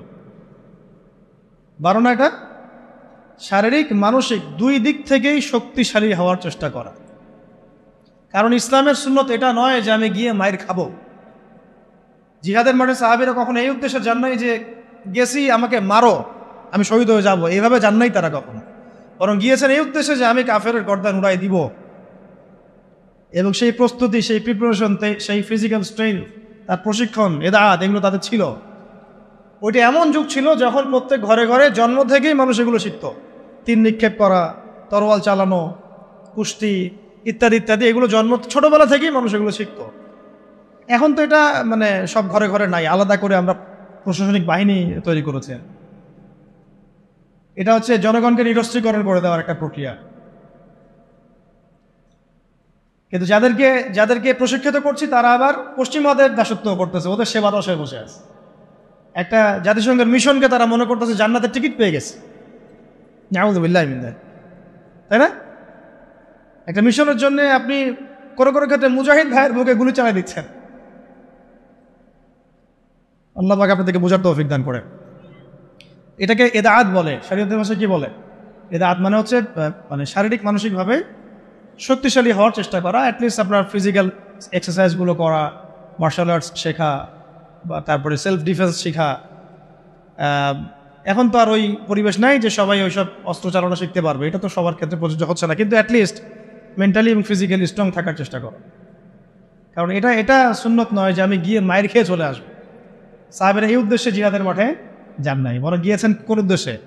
যে আমি মারবো, যদি আল্লাহ পাক আমার ওখানে শাহাদাত দিকে রাখেন তাহলে সেখানে আমার শাহাদাত হবে না। 313 জন নিয়ে যখন আমরা 1500 জনকে হারাচ্ছি, তার মানে কি বুঝতে পারতেছে? তারা কি ফিজিক্যালি এবং সামরিক দিক থেকে দুর্বল ছিলেন?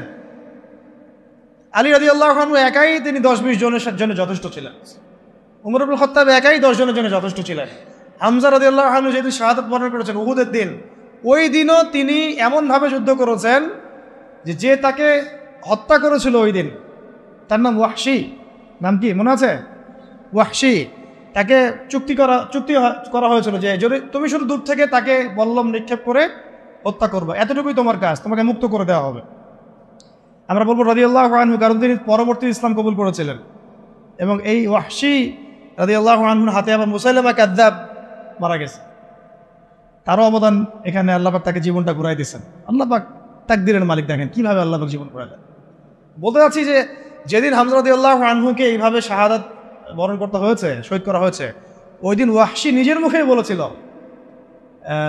সিরাতের মধ্যে আছে যে আমি অনেকবার চেষ্টা করছিলাম যে কোন দিক থেকে তাকে আক্রমণ করা যায়, কিন্তু তার সামনে যাওয়ার সাহস আমার হচ্ছিল না, কারণ সে সাদা জামা পরে উড়ন্ত বাস পাখির মতো যুদ্ধ করতেছিল, সামনেই কেউ যাইতে পারতেছিল না। হামজা রাদিয়াল্লাহু আনহু এত বড় বীর ছিলেন। পরবর্তীতে তিনি বলেন যে আমি পাথরের আড়ালে লুকিয়েছিলাম, পিছন দিক থেকে আমি তাকে দূর থেকে বর্ষা নিক্ষেপ করেছিলাম, যেটা তার নাভির নিচ দিয়ে এদিক দিয়ে বের হয়ে গেছিল। বর্ষা ঢুকে যাওয়ার পরেও ওয়াহশী বলছেন, পরেও তিনি ঘুরে আমাকে আক্রমণ করার জন্য চেষ্টা করছিলেন, কিন্তু তাকে সময় তার সাথী দেয় না, সময় তাকে সাথ দেয়, পড়ে গেছেন। তো মানে যখন বর্ষা ঢুকে গেছে তখনও তিনি তরল উঁচু করে মারার জন্য চেষ্টা করেছিলেন, কিন্তু শেষ মুহূর্তে পারেন। এই ঘটনাটা নিজের মুখে ব্যাখ্যা করেছেন ওয়াহশী। যখন মক্কা বিজয় হয়ে গেছে না, তখন নবী সাল্লাল্লাহু আলাইহি ওয়াসাল্লাম সবাইকে মাফ করে দিয়েছেন, সবাই ইসলাম কবুল করতে আসছেন, ওয়াহশীও আসছে। মানে বেলাল রাদিয়াল্লাহু আনহু তাকে ধরে নিয়ে আসছেন, আরে এখন ইসলাম কবুল করো, নাহলে তোমরা করতে পারবা, আর কেউ বাঁচাতে পারবে না তোমাকে। তখন আল্লাহ নবী তাকে জিজ্ঞাসা করেছেন যে কিভাবে হামজাকে হত্যা করেছিলে তুমি? তখন তিনি নিজের মুখে বিবৃতি দিয়েছেন। এটা শুনে নবী সাল্লাল্লাহু আলাইহি ওয়াসাল্লাম নবী হিসেবে বায়াত নিয়েছেন তার ইসলামের জন্য। কিন্তু আরেকটা স্টেটমেন্ট তিনি দিয়েছিলেন যে যদি তোমার চেহারাটাকে আমার সামনে থেকে দূরে রাখতে পারো তাহলে সেটাই করো। এই কথাগুলো, এ ধরনের কোনো স্টেটমেন্ট যদি আমরা দিই অনলাইনে, মানুষ বলবে অহংকার অহংকার প্রদর্শন করছে। এগুলো গায়রাত, এগুলো ব্যক্তিত্ব। ইসলামের বীর সেনা হামজাকে তুমি হত্যা করেছো, সে আমার চাচা ছিল, খুব মানে মহব্বতের চাচা, দুধ ভাই। কষ্ট পেয়েছেন তিনি এটা, তাই না? তার লাশকে চিরে ফেলা হয়েছে, কলিজা ছিঁড়ে খাওয়ার চেষ্টা করা হয়েছিল, পারে নাই। এটা আসলে তাকদীর। পরবর্তীতে আল্লাহ রাব্বুল আলামিন তাকে তৌফিক দিয়েছেন, তার হাতে আবার মুসাইলামা কাযযাব, মহামিথ্যাবাদী ভণ্ডনবী, তার মানে খালাস। একইভাবে তিনি মুসাইলামা কাযযাবকেও হত্যা করেছেন, দূর থেকে পল্লম নিক্ষেপ করে একেবারে জান বাজি রেখে। তারপরে তিনি বলছেন একটা স্টেটমেন্টে যে আজকের পর থেকে আমি মুসলিম সমাজের মধ্যে হাঁটবো, কেউ আমাকে কাতিল হামজা বলবে না। আজকের পর থেকে আমি মুসলিম সমাজের মধ্যে হাঁটবো, কেউ আমাকে বলবে না যে হামজার কাতেল, বলবে সে হচ্ছে মুসাইলামা কাযযাবের কাতেল। ভাই দেখো, একটা কথা বলে ফেলি মাঝখানে, আমাদের সমাজে এই যে কাদিয়ানী মুভমেন্ট চলতেছে, এরাও এই যুগের মুসাইলামা কাযযাব। এরা কি এই যুগের মুসাইলামা কাযযাব? যদি আমরা দেখি যে ওরা এখন আবার ওদের মতবাদ প্রচারে স্বাধীনতা পাচ্ছে, আমরা এটা চরমভাবে প্রতিবাদ করবো ইনশাআল্লাহ। এবং উত্তরবঙ্গ জুড়ে এদের কার্যক্রম তো বেশি, আপনারা তো জানেন। এদেরকে যেখানে পাবেন সেখানে শায়েস্তা করবেন, জ্ঞান দিয়ে, জবান দিয়ে, আদর্শ দিয়ে, সব দিক দিয়ে। এদের সাথে কোনো উঠা বসা চলাফেরা করবেন না, মুআমালাতি করবেন না, কোনো ব্যবসা বাণিজ্য করবেন। 13 নম্বরটা নোট করেন, সেটা হচ্ছে ওই যে এক ভাই বলেছিলেন যে জনসচেতনতা তৈরি করা খুবই ইম্পর্টেন্ট টপিক, এটা পয়েন্ট। কারণ বাংলাদেশের মানুষ নামাজ বুঝে, খেলাফত বুঝে না। বাংলাদেশের মানুষ রোজা রাখা ফরজ বুঝে, ইসলামী খেলাফত, শরিয়া, আইন এগুলো বুঝে না, তাই না বিষয়টা? বাংলাদেশের মানুষ কোনো কোনো ক্ষেত্রে এখন পর্দাও বুঝতেছে, পর্দা করা উচিত, ফরজ, যাকাত দেওয়া উচিত।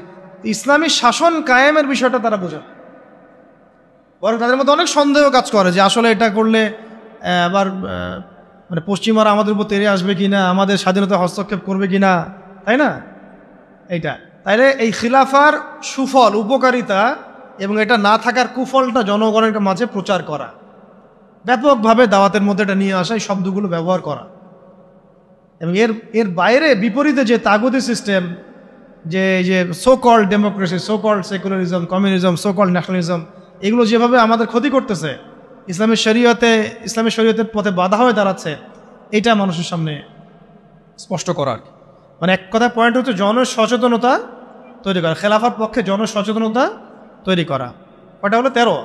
14 হচ্ছে অমুসলিমদেরকে বোঝানো, অমুসলিম ভাই বোনদেরকেও এটা বোঝানো বা জানানো যে খিলাফার আন্ডারে তারাই সবচেয়ে বেশি সিকিউর থাকতে পারবে।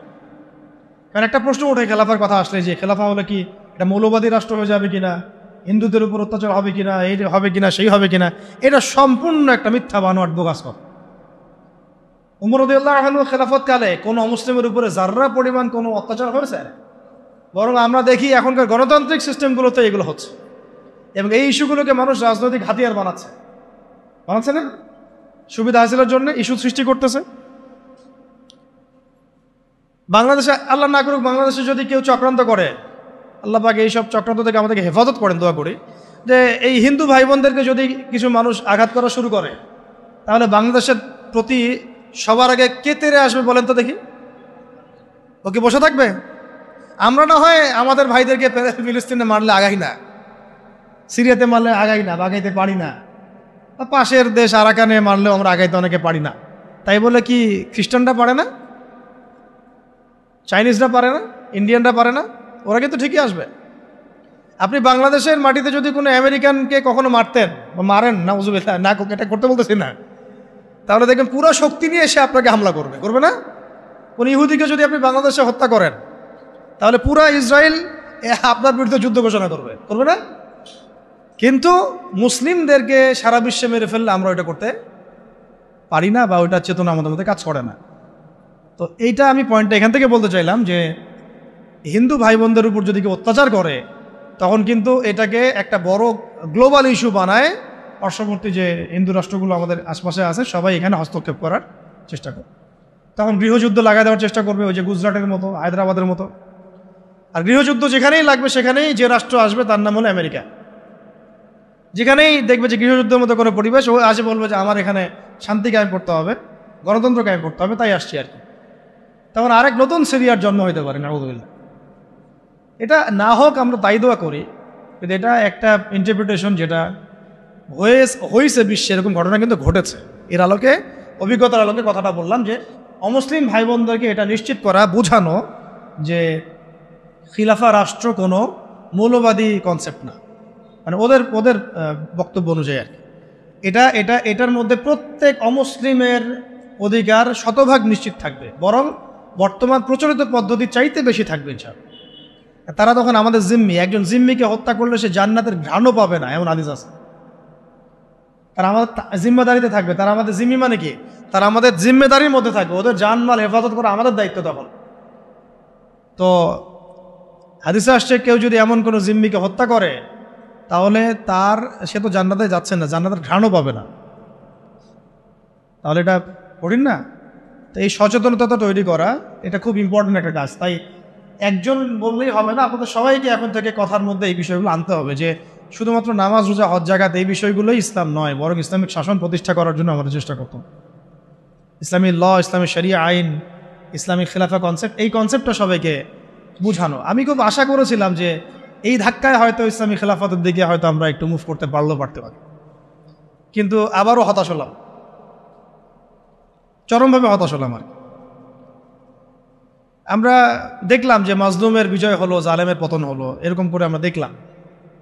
ইতিহাসে হয়েছে, ফেরাউন ধ্বংস হয়েছে, নমরুদ ধ্বংস হয়েছে, কিন্তু আমরা যেন ওই ফেরাউনের কবল থেকে নিষ্কৃতিপ্রাপ্ত ওই উদ্ধত বনু ইসরায়েলের মতো হয়ে না যায় আবার। বুঝতে পারছেন কথা? ফেরাউনের কবল থেকে মুক্তি পাওয়ার মাত্র 40 দিনের মাথায় বনু ইসরায়েল বাছুর পূজা শুরু করছিল। কত দিনের মাথায়? আর আমরা তো 40 দিন লাগে নাই, 7 দিনের মাথায় আমরা মাশাআল্লাহ ট্রান্সজেন্ডার, সুদ, পশ্চিমাদের দাস, এমন কিছু মানুষকে আমরা আমাদের মাথার উপরে নিয়ে চলে আসলাম। আল্লাহ আমাদেরকে বোঝার তৌফিক দান। এখন আমরা আশা করছিলাম যে এই মুভমেন্টগুলোর মধ্য দিয়ে হয়তোবা যেহেতু এখানে ওলামায়ে কেরামরা সম্পৃক্ত ছিলেন, বড় বড় সংগঠনগুলো সক্রিয় অংশগ্রহণ করেছেন, কেউ বলেছেন, কেউ লিখেছেন ইত্যাদি, এবং ছাত্র জনতা সবাই আমভাবে ছিলেন, যে হয়তোবা তাদেরকে বোঝানো যাবে যে ইসলামিক বিষয়গুলো বাস্তবায়ন করা এটাই মুখ্যম সময়। কিন্তু আমরা আবারও হতাশ হলাম আর কি। জানি না ভবিষ্যতে কী হবে, তবে আমার আশঙ্কা যে খিলাফা স্টেট এভাবে বাস্তবায়িত হবে না। কারণ ওই কনসেপ্টটা এই প্রজন্ম অনেক কিছু করছে, সাহসিকতা দেখাচ্ছে, ওদের মধ্যে উদ্যম আছে, সাহস আছে, জীবন দেওয়ার মানসিকতা আছে, কিন্তু ওদেরকে আমরা তাওহীদ বুঝাইতে পারতেছি না, তাই না? ওরা দেশপ্রেমে করতেছে, জালেমের বিরুদ্ধে দাঁড়াচ্ছে, জালেমের বিরুদ্ধে দাঁড়ায় গেছে, তারা দেশপ্রেমের চেতনায় লালন করতেছে, অন্যায় সহ্য করতেছে না, সাহস দেখাচ্ছে, ওদের বুদ্ধি আছে, ওদের মাশাআল্লাহ ওদের ডেডিকেশন আছে, সব কিছু আছে। তাওহীদ বুঝাতে পারছি না আমরা যে এই কাজগুলো করতে হবে আল্লাহর জমিনে, আল্লাহর হুকুম কায়েমের জন্যে, আল্লাহর জমিনে গণতন্ত্র কায়েম করার জন্য না, আল্লাহর জমিনে এই তথাকথিত জাতীয়তাবাদ আর ধর্মনিরপেক্ষতা কায়েম করার জন্য না। এই ডেডিকেশনগুলোই দরকার আমাদের আল্লাহর জমিনে খিলাফা কায়েম করার জন্য। এই মেসেজটা আমরা ইয়াং জেনারেশনকে দিতে চাই বা দেওয়া উচিত। এইটার জন্য আমাদের সবার কথা বলা উচিত, কারণ আমার বিশ্বাস এদেরকে তারা হবে ইনশাআল্লাহ। যা তারা করে দেখিয়েছে আমাদের বিশ্বাস এই জেনারেশনকে দিয়ে হবে ইনশাআল্লাহ সবার। তবে তাদেরকে তো ছোটবেলা থেকে এইসব বোঝানো হয়নি, পড়ানো হয়নি, জানানো হয়নি, তারা তো ওই ধাঁচে বড় হয়ে ওঠে নাই। একটা হাদিস মনে রাখবেন, তাহলে আপনাদেরকে এটা বুঝতে সুবিধা হবে। একজন ব্যক্তি এসে জিজ্ঞাসা করেছিলেন, এই হাদিসটা দিয়ে দিই অনলাইনে, যে ইয়া রাসূলুল্লাহ সাল্লাল্লাহু আলাইহি ওয়াসাল্লাম, কে শহীদ, কে? একজন বলছেন, ইয়া রাসূলুল্লাহ, একজন ব্যক্তি যুদ্ধে গিয়েছে জাতির জন্যে, একজন গিয়েছে বীরত্ব প্রদর্শনের জন্যে, একজন গিয়েছে বাহবা পাওয়ার জন্যে, কে শহীদ? নবীজি বলছেন এক বাক্যে, মান কাতালা লিতাকুনা কালিমাতুল্লাহি হিয়াল উলিয়া ফাহুয়া ফি সাবিলিল্লাহ। যে ব্যক্তি শুধুমাত্র আল্লাহর জমিনে আল্লাহর কালিমার পতাকা সমুন্নত করার জন্য যুদ্ধে গিয়েছে, শহীদ হয়েছে, ওইটাই আল্লাহর রাস্তা, ওইটাই শহীদ। এটা শহীদের সবচেয়ে বড় স্তর। হ্যাঁ, অবশ্যই মাজলুম যারা জালেমের বিরুদ্ধে দাঁড়িয়েছে তারাও ইনশাআল্লাহ শহীদ, ইনশাআল্লাহ তারাও শাহাদাতের মর্যাদা পাবেন ইনশাআল্লাহ। নবীজি হাদিসের মধ্যে এইভাবে বলেছেন, মান কাতালা লিতাকুনা কালিমাতুল্লাহি হিয়াল উলিয়া ফাহুয়া ফি সাবিলিল্লাহ। যে ব্যক্তি আল্লাহর জমিনে আল্লাহ পাকের পতাকাটা, মানে কি পতাকা বলতে এখানে কি বোঝাচ্ছে? শরিয়া, আল্লাহর দ্বীন, খিলাফা, এটা কায়েম করার জন্যে জিহাদ করে, যুদ্ধ করে, অতঃপর শহীদ হয়, এটা হলো আল্লাহর রাস্তায়। অবশ্যই যে কোনো জালেমের বিরুদ্ধে দাঁড়িয়ে যদি শহীদ হয়, সে শহীদ হবে। অত্যাচারী শাসকের সামনে দাঁড়িয়ে যদি হক কথা বলে, তাকে যদি হত্যা করে ফেলে, সেও শহীদ হবে ইনশাআল্লাহ। অনেক স্তর আছে, এটা সর্বোচ্চ স্তর। আর সাহাবীরা কিন্তু এই চেতনাতেই যুদ্ধে গিয়েছেন। সাহাবীরা কি ভাষার জন্য যুদ্ধে গিয়েছিলেন? সাহাবীরা কি মানে কি বলবো, দুনিয়াবি কোনো স্বার্থে যুদ্ধে গিয়েছেন, জিহাদে গিয়েছেন? তারা শুধু আল্লাহর দ্বীন কায়েমের জন্য জিহাদে। অন্য কোনো স্বার্থ ছিল? এমনকি তাদেরকে এই স্বার্থও ছিল যে যুদ্ধে জয় হলে আমি গনিমত পাবো অনেক, হ্যাঁ, এই নিয়ে ছিল। যুদ্ধ জয় হলে আমি অনেক গনিমত পাবো, সম্পত্তি হবে, আমাকে সবাই বীর বলবে, ইত্যাদি ইত্যাদি। এরকম কোনো একটাই লক্ষ্য উদ্দেশ্য নিয়ে তারা ঝাঁপিয়ে পড়েছেন, সেটা হচ্ছে আল্লাহর জমিনে আল্লাহর তাওহীদ, লা ইলাহা ইল্লাল্লাহ, এই কালিমা যেন প্রতিষ্ঠিত হয়।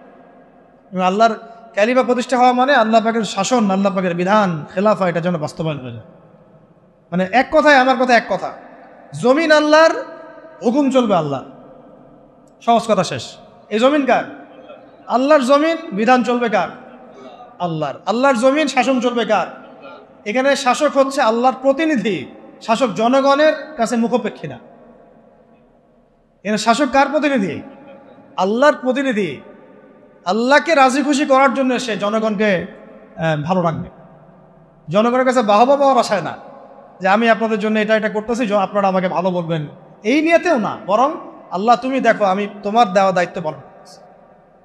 কেন ওমর রাদিয়াল্লাহু আনহু রাতের অন্ধকারে ঘুরে বেড়াতেন আর মানুষের দুঃখ দুর্দশা দেখতেন? কেন তিনি দেখলেন যে একটা চুলার মধ্যে এক মা রান্না করতেছেন, খাবার নাই, নিজে গিয়ে বাইতুল মাল থেকে নিজের কাঁধে করে নিয়ে এসে তিনি তাদেরকে দিলেন? কি উদ্দেশ্যে? ওই মায়ের কাছে কোনো বাহবা পাওয়ার উদ্দেশ্যে? ওই বাচ্চাদের কাছে কোনো বাহবা পাবেন এই উদ্দেশ্যে? ভালো বলবেন এই উদ্দেশ্যে? দুনিয়াবি কোনো স্বার্থে? কোশ্চিনকালেও না, শুধু এক আল্লাহকে খুশি করার জন্য এবং তার ভয়ে যে আমার আন্ডারে যদি কোনো ব্যক্তি জুলুমের শিকার হয় তাহলে তো আল্লাহ পাক আমাকে ধরতে পারে, আর আমি যদি তার এই দুঃখ দুর্দশা দূর করে দেই আল্লাহ পাক আমার দুঃখ দূর করে দিবে, সন্তুষ্ট হবে। এখানে একটা মারাত্মক পয়েন্ট আছে যেটা আমরা মিস করতেছি। তরুণ ভাইদেরকে বলবো, নিয়াত ঠিক করে নাকি, আপনি কোন নিয়াতে এবং কি উদ্দেশ্যে লড়াই করছেন এবং সংগ্রাম করছেন। অবশ্যই জালেমের বিরুদ্ধে দাঁড়িয়ে যাওয়াটা অনেক বড় একটা সওয়াবের কাজ এবং এটা বিশাল মর্তবা, কিন্তু কাজ এখানে শেষ নয়। কাজ শেষ হবে কখন? যখন আল্লাহ পাকের জমিনে আমরা আল্লাহর খেলাফত বাস্তবায়ন করতে পারব। আমার কথা কি বুঝতে পারতেছেন আপনারা? তাই আমরা এই সচেতনতা তৈরি করব এবং তরুণ ভাইদেরকে বোঝাবো, তাদের পর্যন্ত বার্তা পৌঁছানোর চেষ্টা করব। এরপর যদি তারা না বুঝে আবার ঘুরে ফিরে সেই পশ্চিমাদের ট্র্যাপে পড়ে যায় তাহলে আফসোস করা ছাড়া আমাদের কিছুই করেন না। তখন আল্লাহি তখন এই হাজার হাজার শহীদের রক্তের সাথে গাদ্দারি হয়ে যাবে, হবে না? তখন আল্লাহি আল্লাহর কসম এই হাজার শহীদের সাথে গাদ্দারি হয়ে যাবে।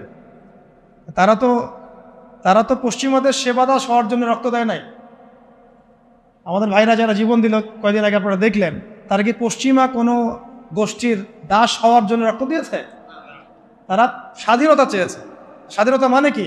আমি বুক ফুলায় সিংহের মতো চলবো আমার দেশে এবং আল্লাহর পাকের ইবাদত করব, কেউ আমাকে কিছু বলবে না, অমুসলিমরা নিরাপদে থাকবে, আমরা ওদের কোনো ক্ষতি করবো না, এবং আমরা আল্লাহ পাকের জমিনে আল্লাহ পাকের বিধানগুলো বাস্তবায়ন করব, ওই আলোকে আমরা দেশ শাসন করবো। এটা উদ্দেশ্য না? এই উদ্দেশ্য যদি বাস্তবায়িত না হয় তাহলে আমরা তাদের সাথে অনেক বড় গাদ্দারি করে ফেলবো। কোন মুখ নিয়ে আমরা তাদের সামনে কিয়ামতের মাঠে দাঁড়াবো এটাও ভাবতে হবে, আমাদের চিন্তা করতে হবে। সেদিন যখন দেখা হবে তাদের সাথে, তারা তো আমাদেরকে প্রশ্ন করবে যে আমরা তো রক্ত দিয়ে আসলাম, তোমরা আবার সুধী মহাজনকে কেন মাথার উপরে বসাইল? আমরা তো এই জন্য রক্ত দেই নাই, আমরা তো আল্লাহ পাকের জমিন আল্লাহ পাকের দাসত্বের জন্য রক্ত দিয়েছিলাম। গাদ্দারি করেন না শহীদ ভাইদের সাথে। আমি জানি মাসোয়ারা আপনারা ওলামায়ে কেরাম, বরেণ্য ওলামায়ে কেরামদের সাথে করছেন না, অন্য থিঙ্ক ট্যাঙ্ক আছে আপনাদের, কিন্তু আল্লাহ না করুক, দোয়া করে এমনটা যেন না হয়।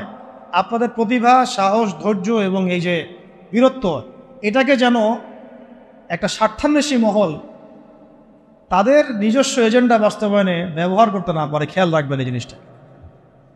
আল্লাহ পাক আপনাদেরকে বোঝার তৌফিক দান। তা আমাদের এই জিনিসটা খেয়াল রাখতে হবে যে আমাদের নিয়াতটা এটা থাকবে, অমুসলিমদেরকে বোঝানো যেন খেলাফার আন্ডারে তারাও শান্তি শৃঙ্খলার সাথে থাকতে পারবে, এটাতে কোনো সমস্যা নেই। বরং আপনারাই বলেন যে একটা এলাকায় খুব চুরি হচ্ছে মনে করেন, যদি জুমার দিন জুমার নামাজের পরে একটা চোরকে সামনে ধরে সব জনগণের সামনে হাতটা দিয়ে কেটে কবজি পর্যন্ত, চুরি তো নিশ্চয়ই বাড়বে আরো, নাকি? চুরি কি তখন বাড়বে সমাজে না কমবে? এই যে চুরি করলে যে চোরের হাত কাটতে হয়, বলেন তো আমাদের দেশের কত পার্সেন্ট মুসলিম এই আকীদাটা পোষণ করে?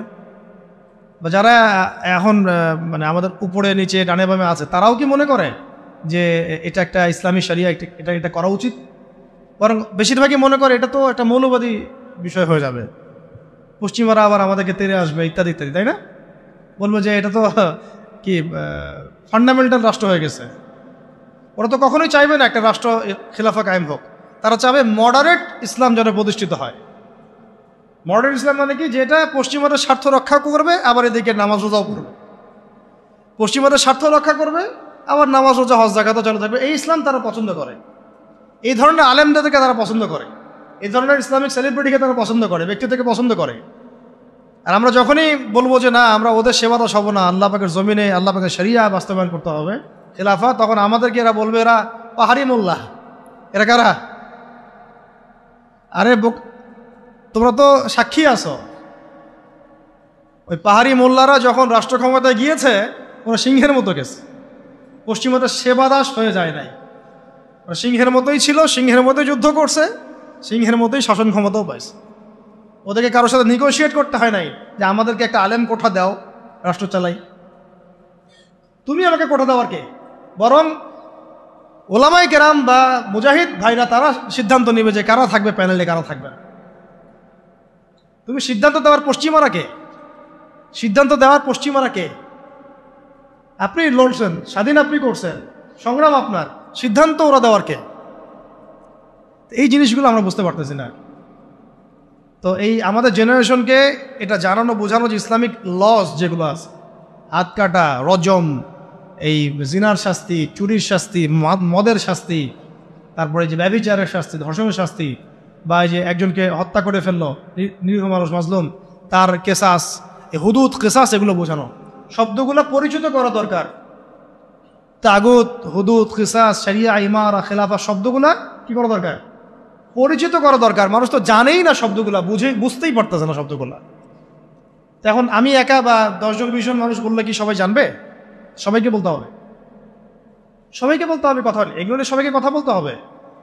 হয়তোবা আগামীকালকে খেলাফত কায়েম হবে না, কিন্তু আমরা যদি এই মেহনতটা চালু করে মানুষকে এই খেলাফার ফজিলত বুঝাতে পারি এবং এটা না থাকার কুফল বুঝাতে পারি, কে জানে 20 বছর পর হয়তো হবে ইনশাল্লাহ। 15 বছর 16 বছরের একটা সিলসিলা 15 সেকেন্ডের মধ্যে চলে যায় নাই, 15 দিনের মধ্যে চলে যায় নাই, উঠে যায় নাই। এই তো কয়দিন আগে কি মনে হচ্ছিল, এখন মানুষ কি মনে করতেছে? কি আকাশ আসমান জমিন পার্থক্য! কি ছিল আর কি হলো? এগুলো কার পরিকল্পনা? তাহলে আমরা হয়তো আগামীকাল খেলাফত কায়েম করতে হয়তো পারবেন না, নাও পারতে পারেন, ইল্লা মাশাআল্লাহ। কিন্তু এই বিষয়গুলো যখন মানুষ জানবে, আলোচনা হবে, চর্চিত হবে, একদিন না একদিন তো হবে ইনশাআল্লাহ।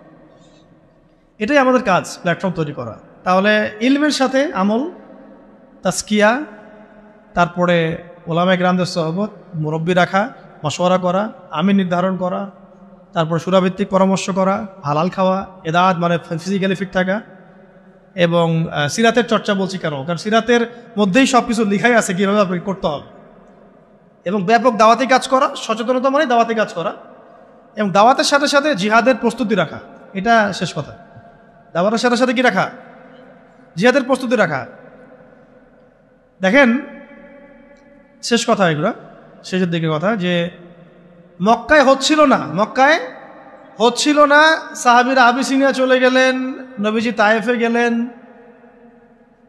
কে জানতো যে মদিনা থেকে 6 জন ব্যক্তি আসবেন, সেখানে আবার ইসলাম পৌঁছাবে, সেখানে ইসলামিক রাষ্ট্র কায়েম হবে? কে জানতো? কেউ জানতো? দেখেন, দাওয়াতের মধ্য দিয়ে ইসলামিক রাষ্ট্রটা কায়েম হয়েছে, আর ওইটা একটা ইমারা প্রতিষ্ঠা হয়েছে। তারপরে দেখেন, পুরো আরবের মধ্যে যে ইসলামিক খেলাফার রূপরেখাটা, এটা কিন্তু শুধু দাওয়াতের মাধ্যমে তখন হয়নি, সাথে সাথে জিহাদও লেগেছে। আল্লাহ নবী সাল্লাল্লাহু আলাইহি ওয়াসাল্লাম মদিনার এই 9-10 বছরে কয়টা যুদ্ধ করেছেন আপনারা জানেন? 81টা বা 87টা, এরকম আর কি পরিসংখ্যান। নিজে করেছেন, নিজে। আমি সিরাত পড়েছি এবং সিরাতের আমি খুব ভালো স্টুডেন্ট, এবং আল্লাহর রহমতে আমরা সিরাত পড়াচ্ছি অনেক মানুষকে, আলহামদুলিল্লাহ। সিরাতটাকে আমি খুব গভীরভাবে পড়ার চেষ্টা করি, কারণ এখানেই সলিউশনগুলো দেয়া আছে। প্রতি 1 থেকে 1.5 মাসেই যুদ্ধ হয়েছে, যুদ্ধের উপর যুদ্ধ। 9 বছর আপনি পড়েন মাদানী জীবন, 9 বছর প্রতি মাসেই যুদ্ধ হয়েছে, কমপক্ষে 80টা। এটাতে নবী সাল্লাল্লাহু আলাইহি ওয়াসাল্লাম নিজে উপস্থিত, সারিয়া গাজওয়া মিলে। আর সারিয়া হিসাব করলে আরও বেশি হবে, যে গাজওয়ার কথা বলছে। তো ওইটার প্রিপারেশন রাখা, তো এটা পরবর্তী স্টেপ। আগে স্টেপগুলো আমাদেরকে সাজিয়ে নিয়ে এই পুরো ছকটাকে মাথার মধ্যে রেখে এখন আমাদের মৌলিক কাজ হচ্ছে সবাইকে খিলাফা কনসেপ্টটা বোঝানো, সচেতনতা তৈরি করা, এর সুফলগুলো তুলে ধরা, এবং অমুসলিমদের যে ভীতি কিছু আছে, ইসলাম সম্পর্কে নেগেটিভ কিছু ধারণা আছে, এগুলোকে দূর করানো, এবং একটা জামা ফর্ম করে ফেলা। জামা মানে একটা প্ল্যাটফর্ম ফর্ম করা, যারা খিলাফা মুভমেন্ট নিয়ে সামনে কাজ করবে সব।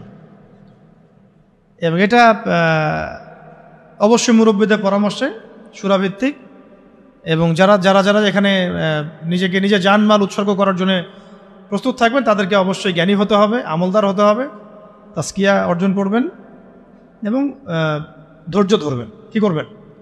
ধৈর্য ধরবেন। এটা একদিনের কোনো মেহনত না, একদিনে হবে না।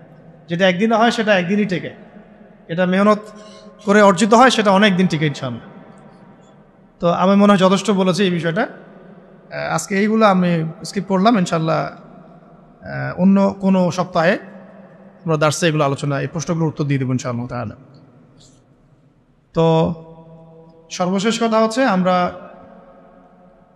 আজকের আলোচনা যা শিখলাম, দ্বীনের ব্যাখ্যা, ইসলামের ব্যাখ্যা, ইসলামের রাজনৈতিক দর্শন, খিলাফা কনসেপ্ট, এর উপকারিতা, কিভাবে প্রতিষ্ঠা করব, রূপরেখা কেমন হবে, এগুলো নিয়ে কিছুটা আলোচনা করার প্রয়াস আজকে আমরা পেয়েছি। সব আলোচনা হয়তো আসে নাই, আরও একদিনে আসবেও না, আরও সেশন লাগবে ইনশাআল্লাহ। ঠিক আছে? আল্লাহ পাক আমরা সবাইকে আল্লাহ পাকের জমিনে আল্লাহর দিন প্রতিষ্ঠা করার তৌফিক দান করেন। জমিন আল্লাহর শাসন চলবে, জমিন আল্লাহর বিধান চলবে, এই কনসেপ্টের নামই ইসলামী খিলাফত। সহজ কথা এটা, যে আল্লাহর জমিন শাসন চলবে আল্লাহর, আল্লাহর জমিন বিধান চলবে আল্লাহর। আমরা এখানে আল্লাহর প্রতিনিধি মাত্র, আমরা আল্লাহ পাকের খলিফা। খলিফার ফাংশনই হচ্ছে খিলাফা কায়েম করা, আর খিলাফা হচ্ছে ইসলামের রাজনৈতিক দর্শন। এর বাইরে যা আছে এগুলো সব কিছুই বাতিল। সাময়িক কিছু উপকারিতা দিতে পারে, সাময়িক উপকারিতা কিছু দিতে পারে, কিন্তু এটা কখনোই মুসলিমদের স্বাধীনতা অর্জনের একমাত্র মাপকাঠি বা মানদণ্ড কখনোই হতে পারে না। আর এটাকে যারা স্বাধীনতা মনে করে, এরা দিনে দুপুরে জেগে জেগে স্বপ্ন দেখতেছে। আল্লাহ পাক এই ঘোরটা কাটায় দেন, আমিন। আল্লাহুম্মা আমিন। রব্বানা যালামনা আনফুসানা ওয়া ইল্লাম তাগফির লানা ওয়া তারহামনা লানাকুন্না মিনাল খাসিরিন। আল্লাহুম্মা